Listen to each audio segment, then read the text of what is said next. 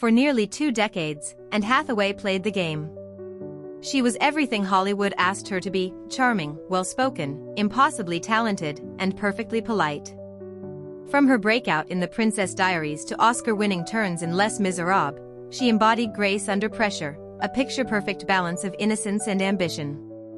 But behind the curtain, behind every red carpet smile and polished press junket, and was watching.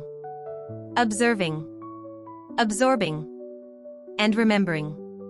Hollywood thought she would stay in line, that she'd remain a cog in the machine, forever grateful. But they forgot one thing, and Hathaway never forgets. And now, she's playing a new role, not on screen, but behind the scenes, as the architect of what insiders are calling one of the boldest acts of career rebellion in modern Hollywood history. It started as a whisper. A cancellation here. A missed panel there. No new streaming deal.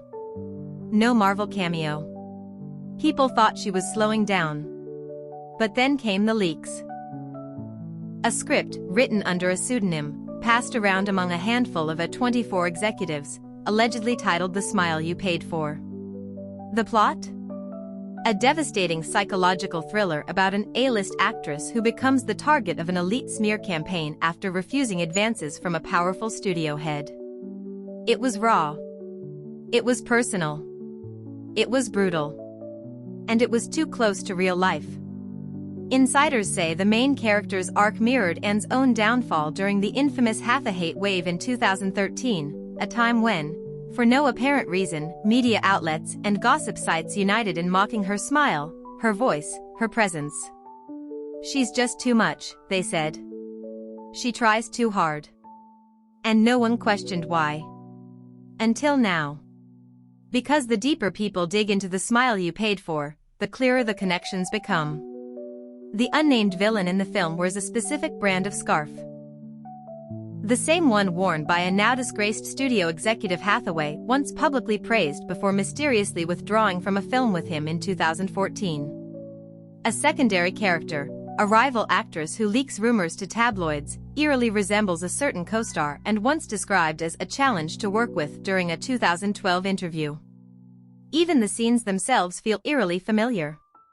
One sequence describes the main character being forced to do 15 takes of a crying scene while a male director shouts at her to make it more real.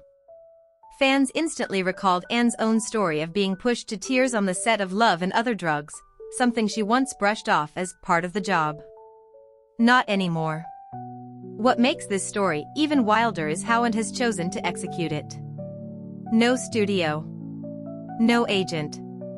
No publicist controlling the narrative. She's reportedly self-financing the film with her own money, hiring only female department heads, and working with an indie distributor out of France to keep it out of the hands of US networks.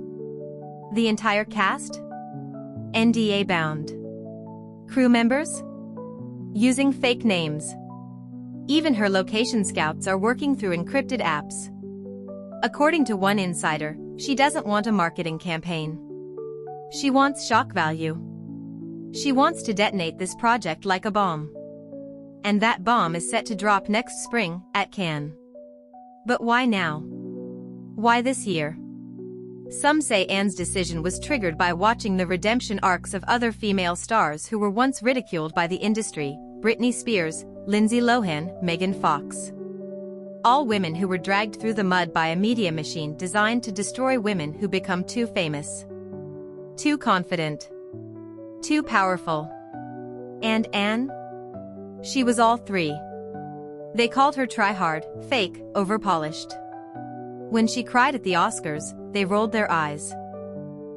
When she smiled too wide, they called it calculated. What they didn't realize was that Anne Hathaway was never trying too hard. She was just playing their game better than anyone. And now, she's done playing nice. The industry is nervous. Studio heads don't want their names in her dialogue. Agencies are quietly warning young actresses not to publicly support the film, at least not until they see how it's received. But younger stars are watching closely. Florence Pugh recently liked a cryptic post from Anne's stylist. Zendaya reportedly reached out to Hathaway's team about a private screening. Even Margot Robbie, the industry's current darling, was said to be shocked by the script and its audacity, calling it brilliant but terrifying. The fear is real. Because this isn't just another indie film.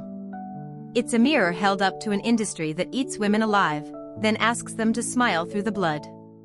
Meanwhile, and remains silent.